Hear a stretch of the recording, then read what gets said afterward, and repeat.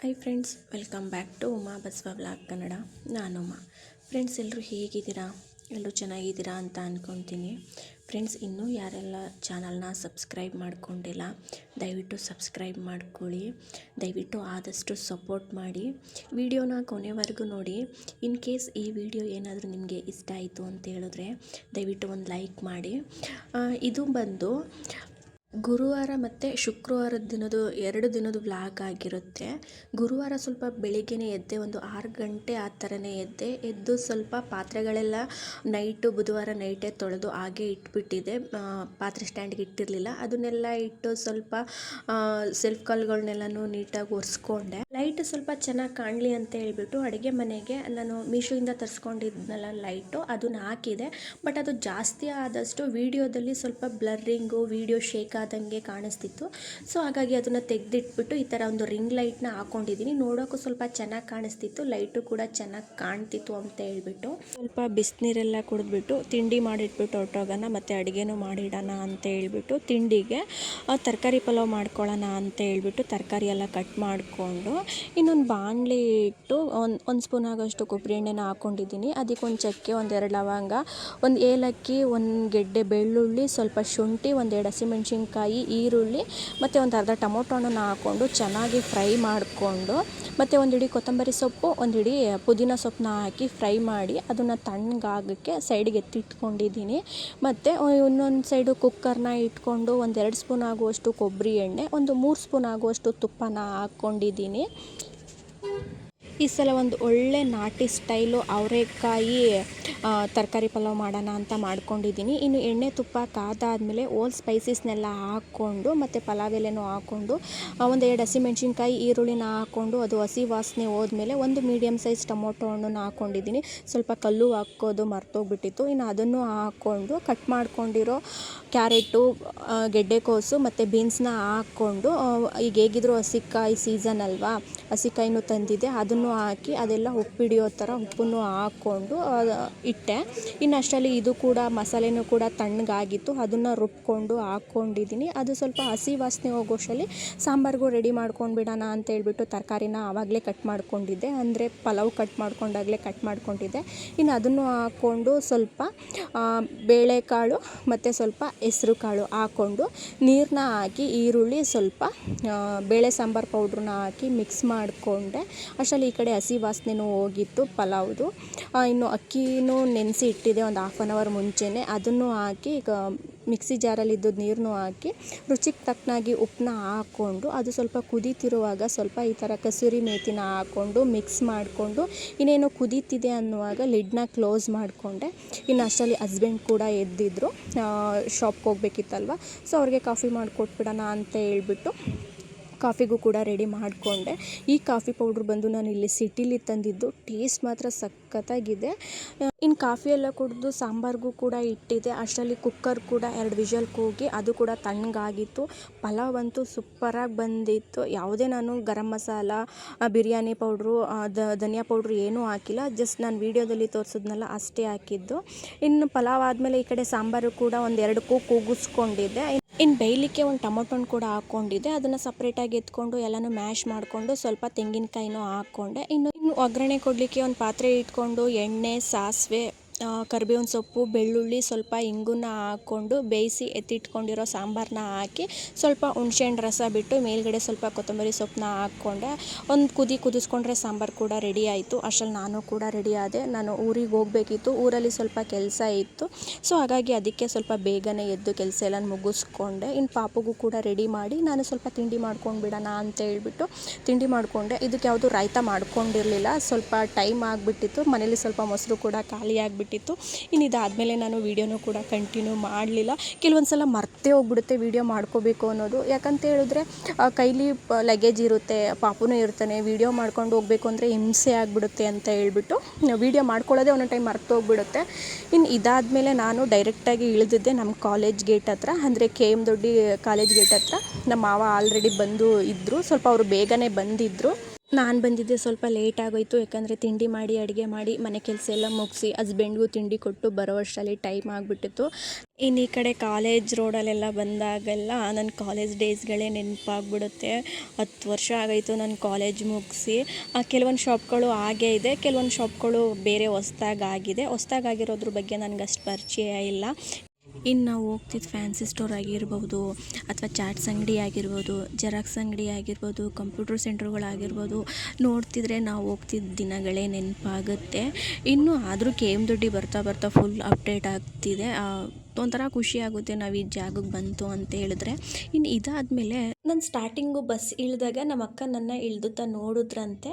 So ಅವ್ರನ್ನ ಮಾತಾಡ್ಸ್ಕೊಂಡು ಬರೋಣ ಅಂತ ಮತ್ತೆ ರಿಟರ್ನ್ ಕಾಲೇಜ್ ಗೇಟ್ ಹತ್ರ ಹೋಗ್ತಾ ಇದ್ದೆ. ಅಲ್ಲೊಂದು ಬ್ಯಾನರ್ ನೋಡಿದೆ, ಗಿಲ್ಲಿದು. ಏನು ಹೇಳ್ತೀರಾ, ಗಿಲ್ಲಿ ಅವ TRP ಕಿಂಗ್ ಅಂತಲೇ ಹಾಕ್ಬಿಟ್ಟಿದ್ದಾರೆ. ಮತ್ತು ಮಳವಳ್ಳಿಲೂ ಅಷ್ಟೇ, ನಾವು ಮೈಸೂರಿಂದ ಹೋಗ್ಬೇಕಾದ್ರೆ ಬಸ್ ಸ್ಟ್ಯಾಂಡ್ಗೆ ಅಲ್ಲೂ ಹಾಕಿದ್ದಾರೆ. ಫುಲ್ ಗಿಲ್ಲಿದೆ ಅವ. ಸೋಷಿಯಲ್ ಮೀಡಿಯಾದಲ್ಲಾದರೂ ನೋಡಲಿ ಅಥವಾ ಈ ಥರ ಬ್ಯಾನರ್ಗಳಲ್ಲಾದರೂ ನೋಡಲಿ, ಗಿಲ್ಲಿದೆ ಅವ ಅಂತಲೇ ಹೇಳ್ಬೋದು. ನಾನು ಮೈಸೂರು ಮನೇಲಿ ನಮ್ಮ TV ಇಲ್ಲ, ಆದ್ರೂ ನಾನು ಸ್ವಲ್ಪ ಇನ್ಸ್ಟಾಗ್ರಾಮಲ್ಲಾಗಿರ್ಬೋದು ಈ ಥರ ನೋಡಿದಾಗ ಗಿಲ್ಲಿನೇ ನಾನು ಜಾಸ್ತಿ ಇಷ್ಟಪಡ್ತೀನಿ. ಫ್ರೆಂಡ್ಸ್, ಇದಾದಮೇಲೆ ನಾನು ವೀಡಿಯೋನ ಕಂಟಿನ್ಯೂ ಮಾಡಿಲ್ಲ. ಇದು ಬಂದು ಶುಕ್ರವಾರ ದಿನದ ಬೆಳಿಗ್ಗೆ ಬ್ಲಾಗು. ಸೊ ಬೆಳಿಗ್ಗೆ ಸುಮಾರು ಒಂದು 8:15 ಆಗಿದೆ. ನಾವು ಎದ್ದಿದ್ದು ಒಂದು 8:15 ಆಯಿತು. ಇನ್ನು ನಾನು ಪಾಪು ಎದ್ದೇಳೋಷ್ಟರಲ್ಲಿ ಅಪ್ಪ, ಅಮ್ಮ, ತಮ್ಮ ಎಲ್ಲ ಅವ್ರವ್ರ ಕೆಲಸದಲ್ಲಿ ಬ್ಯುಸಿ ಆಗಿಬಿಟ್ಟಿದ್ರು. ನಾನು ಎದ್ದಾಗ ಕೆಲ್ಸಕ್ಕೆ ಹೋಗೋಕೆ ರೆಡಿ ಆಗ್ತಾಯಿದ್ರು, ಗದ್ದೆಗಳ ಹತ್ರ ಹೋಗೋಕ್ಕೆ. ನಾನು ಎದ್ದು ಸ್ವಲ್ಪ ಈಚೆಗಡೆ ಎಲ್ಲ ಬಂದೆ. ಚೆನ್ನಾಗಿ ಗಾಳಿ ಬೀಸ್ತಾಯಿತ್ತು. ನಾನು ಬಂದಾಗಿಂದ, ಅಂದರೆ ಗುರುವಾರ ದಿನ ಬಂದಾಗಿಂದ ನಮ್ಮ ಮನೆ ಹತ್ರ ಏನೋ ಡಿಫ್ರೆನ್ಸ್ ಕಾಣಿಸ್ತಾ ಇದೆಯಲ್ಲ ಅಂತ ಫುಲ್ ಚೆಕ್ ಮಾಡ್ತೀನಿ. ನನಗೆ ಫ್ಲ್ಯಾಶೇ ಆಗಿಲ್ಲ. ಆಮೇಲೆ ಗೊತ್ತಾಯಿತು, ಇಲ್ಲಿ ಮರಗಳಿದ್ವಲ್ಲ ನಮ್ಮ ಮನೆ ಹತ್ರ, ಸೊ ಕಡ್ದಾಕ್ಬಿಟ್ಟಿದ್ದಾರೆ ಅಂತ. ಫುಲ್ ಬೋಳ್ ಥರ ಕಾಣಿಸ್ತಿದೆ. ಆವಾಗ ಮರ ಇದ್ದಾಗ ಚೆನ್ನಾಗಿ ಹಸ್ರಾಗಿ ಚೆನ್ನಾಗಿ ಕಾಣಿಸ್ತಿತ್ತು. ಇವಾಗ ಫುಲ್ ಬೋಳ್ ಥರ ಕಾಣಿಸ್ತಿದೆ. ಆಮೇಲೆ ನನಗೆ ಫ್ಲ್ಯಾಶ್ ಆಯಿತು. ನೋಡೋಕ್ಕೂ ಸ್ವಲ್ಪ ಅಷ್ಟು ಚೆನ್ನಾಗಿ ಕಾಣಿಸ್ತಿಲ್ಲ. ಇನ್ನು ಒಳಗಡೆಗೆ ಬಂದೆ. ಸ್ವಲ್ಪ ಅಮ್ಮ ಹಾಲು ಕಾಯಿಸಿ ಸ್ವಲ್ಪ ಕಾಫಿ ಪುಡಿ ಹಾಕ್ಕೊಂಡು ಕುಡಿ ಅಂತ ಹೇಳ್ಬಿಟ್ಟು ಹಾಲು ಕಾಯಿಸಿ ಇಟ್ಬಿಟ್ಟು ಹೋಗಿದ್ರು ಪಾಪುಗೂ ಅಂತ ಹೇಳಿ. ಇನ್ನು ಹಾಲನ್ನ ಸ್ವಲ್ಪ ಬಿಸಿ ಮಾಡೋಕ್ಕೆ ಇಟ್ಬಿಟ್ಟು ಸ್ವಲ್ಪ TV ಹಾಕ್ಕೊಳ್ಳೋಣ ಅಂತ ಹೇಳ್ಬಿಟ್ಟು TVನೂ ಕೂಡ ಹಾಕ್ತಾಯಿದ್ದೀನಿ. ನನಗಂತೂ ಇತ್ತೀಚೆಗೆ ಹಳೇ ಕಾಲದ ಮೂವಿ ನೋಡಬೇಕು ಅಂತಂದರೆ ತುಂಬಾ ಇಷ್ಟ. ಈ ಥರ ಬೆಳಿಗ್ಗೆ ಟೈಮು ಹಳೇ ಕಾಲದ ಮೂವಿಗಳನ್ನ ಹಾಕ್ತಾ ಇರ್ತಾರೆ. ಸೊ ಹಾಗಾಗಿ ಎದ್ದು ಹಾಕೋಣ ಅಂತ ಹೇಳ್ಬಿಟ್ಟು ಹಾಕ್ತೆ. ಅಷ್ಟರಲ್ಲಿ ನನ್ನ ಮಗನೂ ಎದ್ದಿದ್ನ. ಆ ವಿಡಿಯೋ ನೋಡ್ಬಿಟ್ಟು ಒಂಥರ ಸ್ಮೈಲ್ ಮಾಡೋದು ಆ ಥರ ಎಲ್ಲ ಮಾಡ್ತಾ ಇದ್ನ. ಅವನು ನನಗೆ ಹಾಲು ಬೇಕು ಅಂತ ಕೇಳ್ತಾ ಇದ್ನ. ಅವನಿಗೂ ಬಿಸಿ ಮಾಡಿ ಇಟ್ಟಿದ್ದೀನಿ ಅಂತ ಹೇಳ್ತಾ ಇದ್ದೆ. ಇನ್ನು TV ಆನ್ ಮಾಡಿ ಅಷ್ಟರಲ್ಲಿ ನಲ್ಲಿ ನೀರು ಕೂಡ ಬಿಟ್ಟಿದ್ರು. ಸ್ವಲ್ಪ ಮೋಟ್ರು ಕೂಡ ಆನ್ ಮಾಡಿದೆ. ಅದು ಟ್ಯಾಂಕ್ ತುಂಬಿ ಕೆಳಗಡೆ ಸುರಿತಾ ಇತ್ತು. ಇನ್ನು ಅದನ್ನು ಆಫ್ ಮಾಡಿದೆ. ಇನ್ನು ಹೇಗಿದ್ರು ನಾವು ಎದ್ದಿದ್ದು ಲೇಟ್ ಅಲ್ವಾ. ಸೊ ಹಾಗಾಗಿ ಅಪ್ಪ ನಮಗೆ ಹೋಟ್ಲಿಂದ ಇಡ್ಲಿ ತೊಗೊಂಡು ಬಂದಿದ್ರು. ಚೆನ್ನಾಗಿತ್ತು, ಸ್ಮೂತಾಗಿ. 20 ರೂಪಾಯಿ ಅಂತೆ ಒಂದು ಪ್ಲೇಟ್ ಇಡ್ಲಿ. 4 ಇಡ್ಲಿ ಕೊಟ್ಟಿದ್ರು, ಚೆನ್ನಾಗಿತ್ತು. ಇನ್ನು ಇದೆಲ್ಲ ಆದಮೇಲೆ ನನ್ನ ಮಗ ಹಾಸಿಗೆ ಮೇಲೆ ಹತ್ತಿ ಚೆನ್ನಾಗಿ ತುಳ್ತಾ ಇದ್ನ. ಇನ್ನು ಆಡುಗಳ್ನು ಕೂಡ ಈಚೆಗಡೆ ಕಟ್ಟಾಕಿರಲಿಲ್ಲ. ಯಾಕಂತ ಹೇಳಿದ್ರೆ ಅಲ್ಲಿ ನಾನು ಮರ ಕಡ್ದಾಕಿದ್ದಾರೆ ಅಂತ ಹೇಳಿದ್ನಲ್ಲ, ಅಲ್ಲಿ ಪ್ರತಿದಿನ ಈಚೆಗಡೆ ಕಟ್ಟಾಕ್ತಿದ್ರು. ಮರದ ನೆರಳಲ್ಲಿ ಚೆನ್ನಾಗಿತ್ತು. ಇವಾಗ ಮರ ಕಡ್ದಾಕ್ಬಿಟ್ಟಿರೋದ್ರಿಂದ ನೆರಳು ಇಲ್ಲ, ಮತ್ತು ಅದ್ರದ್ದು ಸಣ್ಣ ಪುಟ್ಟ ಸೌದೆಗಳಿತ್ತಲ್ಲ ಅಲ್ಲಿ ಹಾಕ್ಬಿಟ್ಟಿದ್ದಾರೆ. ಆಡುಗಳನ್ನ ಕಟ್ಟಾಕೋಕ್ಕೆ ಜಾಗ ಇಲ್ಲ. ಸೊ ಹಾಗಾಗಿ ಅಪ್ಪ ಮಧ್ಯಾಹ್ನ ಆಡು ಮೇಯಿಸೋವರೆಗೂ ಅವಲ್ಲೇ ಇರುತ್ತೆ. ಮತ್ತು ಈಚೆಗಡೆ ಎಲ್ಲರೂ ಕಟ್ಟಾಕ್ಬಿಡ್ತು ಅಂತ ಹೇಳಿದ್ರೆ ನಮ್ಮದು ಲಾಸ್ಟ್ ಮನೆ ಆಗಿರೋದ್ರಿಂದ ನಾಯಿಗಳ ಕಾಟ ಮತ್ತು ಕೀರಗಳು ಬಂದುಬಿಡ್ತವೆ. ಸೊ ಹಾಗಾಗಿ ಕೊಟ್ಟಿಗೆಲ್ಲ ಇನ್ನೂ ಕಟ್ಟಾಕಿದ್ರು. ಇನ್ನೂ ಕೊಟ್ಟಿಗೆ ಕಸ ಕೂಡ ಗುಡಿಸಿರಲಿಲ್ಲ. ನಾನು ಇದೆಲ್ಲ ನೋಡ್ಬಿಟ್ಟು ಬರೋಷ್ಟರಲ್ಲಿ ಕಾಫಿನೂ ಕಾಯಿಸಿ ತಣ್ಣಗಾಗ್ಬಿಟ್ಟಿತ್ತು. ಮತ್ತೆ ಬಿಸಿ ಮಾಡಿಕೊಂಡು ಇನ್ನು ಕಾಫಿ ಪುಡಿ ಹಾಕ್ಕೊಂಡು ಕುಡಿದ್ಬಿಟ್ಟು ಇನ್ನೂ ಸ್ವಲ್ಪ ನೀರು ಕಾಯಿಸ್ಬಿಡೋಣ. ಇವಾಗಂತೂ ಮೈಸೂರಲ್ಲಿ ಅಂತಲ್ಲ, ಎಲ್ಲ ಕಡೆನೂ ಸ್ವಲ್ಪ ಬಿಸಿಲೇ ಇಲ್ಲ. ನಾವು ಸ್ವಲ್ಪ ಈ ಥರ ಊರಿಗೆ ಬಂದಾಗ ಹಂಡೆ ಒಲೆ ನೀರಲ್ಲಿ ಚೆನ್ನಾಗಿ ಕಾಯಿಸ್ಕೊಂಡು ಸ್ನಾನ ಮಾಡ್ಕೊಂಡು ಹೋಗ್ತೀವಿ. ಇನ್ನು ಪಾಪುಗೂ ಸ್ವಲ್ಪ ಸ್ನಾನ ಮಾಡಿಸ್ಬಿಡೋಣ. ಹಿಂದಿನ ದಿನ ರಾತ್ರಿ, ಅಂದರೆ ಮೈಸೂರಿಂದ ಬಂದಾಗ ಅಮ್ಮ ಪಾಪು ತಲೆಗೆ ಚೆನ್ನಾಗಿ ಕೈ ಎಣ್ಣೆನ ಹಾಕಿದ್ರು. ಸೊ ಹಾಗಾಗಿ ಸ್ನಾನ ಮಾಡ್ಕೊಂಡು ಹೋಗೋಣ ಅಂತ ಹೇಳ್ಬಿಟ್ಟು ನೀರೊಲೆಗೆ ಉರಿಯೆಲ್ಲ ಹಾಕ್ಬಿಟ್ಟು ಸ್ವಲ್ಪ ಕೊಟ್ಟಿಗೆಲಿ ಕಸ ಗುಡಿಸ್ಬಿಡೋಣ ಅಂತ ಹೇಳ್ಬಿಟ್ಟು ಆಡುಗಳು ಅಲ್ಲೇ ಇದ್ದಂಗೆ ನೀಟಾಗಿ ಸ್ವಲ್ಪ ಅವು ತುಳಿದ್ರೆ ಎಲ್ಲ ಅಲ್ಲೇ ಗಚ್ಚಿ ಆಯ್ತಾ ಇರ್ತದೆ ಅಂತ ಹೇಳ್ಬಿಟ್ಟು ಕೊಟ್ಟಿಗೆ ಕಸ ಎಲ್ಲನೂ ಗುಡಿಸ್ದೆ. ಸಂಜೆ ಅಪ್ಪ ಆಡು ಮೇಯ್ಸೋಕೆ ಬಿಡ್ತಾರೆ ಅಲ್ವಾ, ಒಂದು ಮಧ್ಯಾಹ್ನ ಗದ್ದೆಯಿಂದ ಬಂದು ಅಷ್ಟರಲ್ಲಿ ಇನ್ನೂ ಜಾಸ್ತಿ ಆಗಿಬಿಡುತ್ತೆ ಅಂತ ಹೇಳ್ಬಿಟ್ಟು ಕಸ ಎಲ್ಲನೂ ಗುಡಿಸ್ದೆ. ಇನ್ನು ಕೊಟ್ಟಿಗೆ ತೊಳೆದಿಲ್ಲ, ಅಮ್ಮ ಬಂದು ತೊಳಿತೀನಿ ಅಂತ ಹೇಳಿದ್ರು. ಸೊ ಹಾಗಾಗಿ ಕಸ ಎಲ್ಲನೂ ಗುಡಿಸ್ಬಿಟ್ಟು ಅಮ್ಮ ಎಮ್ಮೆಗೆ ಸ್ವಲ್ಪ ನೀರು ಕುಡಿಸ್ಬಿಡು ಅಂತ ಹೇಳಿದರು. ಅಂದರೆ ಬೂಸ ಎಲ್ಲ ನೆನೆ ಹಾಕಿದ್ದೀನಿ, ನೀರು ಕುಡಿಸ್ಬಿಡು ಅಂತ ಹೇಳಿದರು. ಸೊ ಹಾಗಾಗಿ ನೀರು ಕುಡಿಸ್ಬಿಡೋಣ. ವೆದರು ಚಳಿ ಇರಲಿ ಬಿಸಿಲಿರಲಿ ಎಮ್ಮೆ ಕರುಗಳಿಗೆ ಅವಾಗವಾಗ ನೀರು ಕುಡಿಸ್ತಾನೇ ಇರಬೇಕು. ಅದು ಸ್ವಲ್ಪ ನಮ್ಮದು ಎಮ್ಮೆ ಬೇರೆ ತೆನೆ, ಸೊ ಹಾಗಾಗಿ ನೀರು ಕುಡಿಸ್ಬಿಡೋಣ ಅಂತ ಹೇಳ್ಬಿಟ್ಟು ನೀರು ಕುಡಿಸ್ಕೋಕ್ಕೆ ತಗೊಂಡು ಹೋಗ್ತಾ ಇದೆ. ತುಂಬ ದಿನಗಳೇ ಆಗ್ಬಿಟ್ಟಿತ್ತು ಈ ಥರ ಕೊಟ್ಟಿಗೆ ಕಸ ಗುಡಿಸಿ ಮತ್ತು ಈ ಥರ ಎಮ್ಮೆಗಳಿಗೆಲ್ಲ ನೀರು ಕುಡಿಸೋದು. ಅಂದರೆ ನಾನು ಪ್ರೆಗ್ನೆಂಟ್ ಆಗೋದಕ್ಕಿಂತ ಮುಂಚೆ ಈ ಥರ ಕೆಲಸಗಳೆಲ್ಲ ಮಾಡ್ತಿದ್ದು ಕುಡಿಸ್ತಾನೇ ಇಲ್ಲ. ಮತ್ತು ನಮಗೆ ಕೆಲಸಗಳು ಕಮ್ಮಿನೇ. ಇನ್ನು ನಮ್ಮ ಆಂಟಿಯವ್ರ ಮನೆಗೆ ಹೋಗ್ತು ಅಂತ ಹೇಳಿದ್ರೆ ಈ ಕೆಲಸನೂ ಇಲ್ಲ ನಮಗೆ. ಯಾಕಂದರೆ ಮಾವ ಇರ್ತಾರೆ, ಆಂಟಿ ಇರ್ತಾರೆ, ನಾವು ಹೋಗೋದೇ ಅಪರೂಪ ಅಲ್ವಾ, ನಮಗೆ ಈ ಕೆಲಸ ಎಲ್ಲ ಕೊಡೋದೇ ಇಲ್ಲ. ಇನ್ನು ಅವರೇ ಎಲ್ಲ ಕೆಲಸಗಳನ್ನೂ ಮಾಡ್ಕೊಳ್ತಾರೆ. ಇನ್ನು ಅಮ್ಮ ಮನೇಲೂ ಅಷ್ಟೇ, ಅಮ್ಮ ಇಲ್ಲ ಅಂತ ಅಂದರೆ ಮಾತ್ರ ನಾನಿರಲಿ ಅಥವಾ ನನ್ನ ತಮ್ಮ ಇರಲಿ ಕುಡಿಸ್ತೀವಿ. ಇನ್ನು ನನ್ನ ಮಗ ಅಂತೂ ಆ ಟ್ರ್ಯಾಕ್ಟರ್ ಹತ್ರ ಮೇಲ್ಗಡೆ ಹೋಗೋದು, ಹತ್ತೋದು, ಇಳಿಯೋದು ಅದೇ ಥರ ಮಾಡ್ತಾಯಿದ್ದ. ಮೇಲಕ್ಕೆ ಕೂಣಿಸಿ ಅಂತ ಹೇಳ್ತಾ ಇದ್ದ. ನನ್ನ ತಮ್ಮ ಸ್ವಲ್ಪ ಹೊತ್ತು ಇಲ್ಲಿ ಆಟ ಆಡಿಸ್ತಾ ಇದ್ದ. ಇನ್ನು ಶುಕ್ರವಾರ ದಿನ ಕಬ್ಬು ತುಂಬಕ್ಕೆ ಹೋಗಿರಲೇ ಇಲ್ಲ ಅವನು. ಗುರುವಾರ ದಿನ ಸಂಜೆ ಬಂದಿದ್ದು ಕಬ್ಬು ತುಂಬಿಸಿ ಅನ್ಲೋಡ್ ಮಾಡಿಸಿ ತಂದು ನಿಲ್ಲಿಸಿದ್ದ. ನಾವು ಬರೋದಕ್ಕೂ ಅವ್ನು ಬಂದಿದ್ದಕ್ಕೂ ಸ್ವಲ್ಪ ಹತ್ರನೇ ಆಯಿತು, ತಂದು ನಿಲ್ಲಿಸಿದ ಅಷ್ಟೇ. ಇನ್ನು ಶುಕ್ರವಾರ ಬೆಳಿಗ್ಗೆ ಬೇರೆ ಕೆಲಸ ಇತ್ತು ಅಂತ ಹೋಗಿ ಬಂದ. ಇನ್ನು ನಾನು ಎಮ್ಮೆಗೆ ನೀರು ಕುಡಿಸ್ತಿದ್ದೆ ಅಲ್ವಾ, ಸೊ ನಾನೇ ಕುಡಿಸ್ತೀನಿ, ನೀನು ಬೇರೆ ಕೆಲಸ ಮಾಡ್ಕೊ ಅಂತ ಹೇಳ್ಬಿಟ್ಟು ಅವನೇ ಎಮ್ಮೆಗೆ ನೀರು ಕುಡಿಸ್ತಿದ್ದ. ನನ್ನ ಮಗ ಇದಕ್ಕೆ ಟ್ರ್ಯಾಕ್ಟ್ರ್ ಗತ್ಸಿ ಅಂತ ಅವ್ರ ಮಾಮಗೆ ಫುಲ್ಲು ಹಿಂಸೆ ಕೊಡ್ತಾ ಇದ್ದ.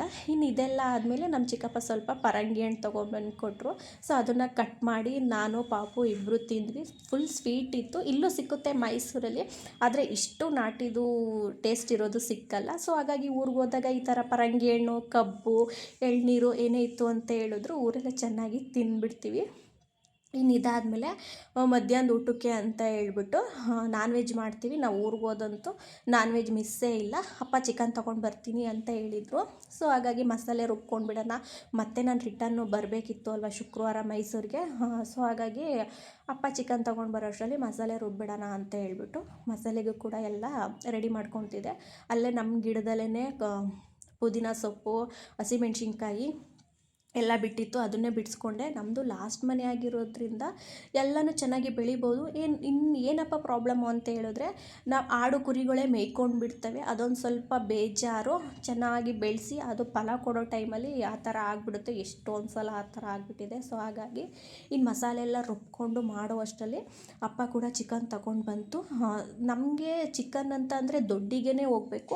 ಇಲ್ಲಿ ನಿಯರಾಗೂ ಮಾರ್ತಾರೆ, ಈ ಥರ ಅಜ್ಜಳ್ಳಿ, ಮಾಲ್ಗಾರ್ನಹಳ್ಳಿ, ನಮ್ಮೂರಲ್ಲೂ ಮಾರ್ತಾರೆ. ಅಲ್ಲಿ ಮಾಂಸದ ಕೋಳಿ ಮಾರ್ತಾರೆ, ಮೊಟ್ಟೆ ಕೋಳಿ ಮಾರಲ್ಲ. ಸೊ ಮೊಟ್ಟೆ ಕೋಳಿ ಬೇಕು ಅಂತ ಹೇಳಿದ್ರೆ ನಾವು KM ದೊಡ್ಡಿಗೆ ಹೋಗಬೇಕು. ಹಾಗಾಗಿ ಅಪ್ಪ ಕೆಲಸದಿಂದ ಹಾಗೇ KM ದೊಡ್ಡಿಗೆ ಹೋಗಿ ತೊಗೊಂಡು ಬಂದರು. ಇನ್ನು ಅಷ್ಟರಲ್ಲಿ ನಾನು ಕೂಡ ಮಸಾಲೆ ಎಲ್ಲ ರುಬ್ಕೊಂಡು ಅಡುಗೆನೂ ಕೂಡ ಮಾಡಿದ್ದೆ. ಅವ್ರ ಗದ್ದೆಯಿಂದ ಬರೋ ಅಷ್ಟರಲ್ಲಿ ಸ್ವಲ್ಪ ಸಣ್ಣದಾಗಿ ಮಳೆ ಬರೋಕ್ಕೆ ಶುರುವಾಯಿತು. ವೆದರ್ ಎಷ್ಟು ಚೆನ್ನಾಗಿತ್ತು ಅಂತ ಹೇಳಿದ್ರೆ ಬಿಸಿ ಬಿಸಿ ರಾಗಿ ಮುದ್ದೆ, ಚಿಕನ್ ಸಾಂಬಾರು, ಈ ವೆದರ್ಗಂತೂ ಬೆಸ್ಟ್ ಕಾಂಬಿನೇಷನ್ನು. ಮತ್ತು ಇದಾದಮೇಲೆ ನಾನು ವೀಡಿಯೋನ ಕಂಟಿನ್ಯೂ ಮಾಡೋಕ್ಕಾಗಿಲ್ಲ. ಆ ಕಡೆಯಿಂದ ಬರಬೇಕಾದ್ರೆ ಸ್ವಲ್ಪ ಎಳ್ನೀರು ತೊಗೊಂಡು ಬಂದು, ಒಂದು ಕೈಲಿ ಎಳ್ನೀರು ಚೀಲ, ಒಂದು ಕೈಲಿ ಬ್ಯಾಗು, ಒಂದು ಕೈಲಿ ಪಾಪು. ನಾನಂತೂ ಮೊಬೈಲ್ ಈಚೆಗಡೆಗೆ ತೆಗೆದೇ ಇಲ್ಲ. ಇನ್ನೊಂದು ಬರ್ತಡೇ ಪಾರ್ಟಿಗೆ ಇನ್ವೈಟ್ ಮಾಡಿದರು. ಪಾಪ ಅವ್ರ ಮಗಳು ಬರ್ತಡೇಲೂ ಕರೆದಿದ್ರು, ಬರೋಕ್ಕಾಗಿರಲೇ ಇಲ್ಲ. ಸೊ ಹಾಗಾಗಿ ನಾನು ಊರಿಂದ ಬಂದು ಸ್ವಲ್ಪ ಹೊತ್ತಿದ್ದು ಮತ್ತೆ ಅವರು ಕರೀತಿದ್ರಲ್ವ ಫೋನ್ ಮಾಡಿ ಅಂತ ಹೇಳ್ಬಿಟ್ಟು ಬಂದೆ. ನೀಟಾಗಿ ರೆಡಿನೂ ಕೂಡ ಆಗಿರಲಿಲ್ಲ. ಇನ್ನು ನನ್ನ ಮಗನ ಖುಷಿ ಅಂತೂ ಕೇಳೋಕ್ಕೆ ಆಗ್ತಿರ್ಲಿಲ್ಲ. ಅಲ್ಲಿ ಮಕ್ಕಳೆಲ್ಲ ಇದ್ರಲ್ಲ, ಅವ್ರ ಜೊತೆ ನೋಡಿಕೊಂಡು ಡ್ಯಾನ್ಸ್ ಮಾಡ್ತಾ ಇದ್ದ. ನೀವೇ ನೋಡ್ತಿರ್ಬೋದು ಅವ್ನು ಯಾವ ಥರ ಡ್ಯಾನ್ಸ್ ಮಾಡ್ತಿದ್ದಾನೆ ಅಂತ. ಸೊ ಅವನು ಕೂಡ ಖುಷಿ ಪಡಲಿ ಅಂತ ಹೇಳ್ಬಿಟ್ಟು ನಾನು ಜಾಸ್ತಿ ಅವನ್ನ ಹಿಡಿಲಿಕ್ಕೆ ಹೋಗಿಲ್ಲ. ಸೊ ಇದು ಬಂದು ಮಮ್ಮಿ ಡ್ಯಾಡಿ ಶಾಪ್ ಹತ್ರ ಇದೆ, ಚೆನ್ನಾಗಿದೆ. ಒಳಗಡೆ ಎಲ್ಲ ಡೆಕೋರೇಷನ್ ಎಲ್ಲ ಚೆನ್ನಾಗಿ ಮಾಡಿದರು. ಜಾಸ್ತಿ ಮಕ್ಕಳು ಸೈನ್ಯ ಅಂತಲೇ ಹೇಳ್ಬೋದು. ಫ್ರೆಂಡ್ಸ್, ಇದಾಗಿತ್ತು ನನ್ನ ಗುರುವಾರ ಮತ್ತು ಶುಕ್ರವಾರದ ದಿನದ ವ್ಲಾಗು. ದಯವಿಟ್ಟು ಇನ್ನೂ ಯಾರೆಲ್ಲ ಚಾನಲ್ನ ಸಬ್ಸ್ಕ್ರೈಬ್ ಮಾಡ್ಕೊಂಡಿಲ್ಲ ಸಬ್ಸ್ಕ್ರೈಬ್ ಮಾಡ್ಕೊಳ್ಳಿ. ದಯವಿಟ್ಟು ವಿಡಿಯೋನ ಆದಷ್ಟು ಎಲ್ರಿಗೂ ಶೇರ್ ಮಾಡಿ ಮತ್ತು ಸಪೋರ್ಟ್ ಮಾಡಿ. ಇನ್ಮೇಲೆ ವಾರಕ್ಕೆ ಒಂದು 3 ರಿಂದ 4 ವ್ಲಾಗ್ ಹಾಕೋಣ ಅಂತ ಡಿಸೈಡ್ ಮಾಡಿದ್ದೀನಿ. Thank you friends.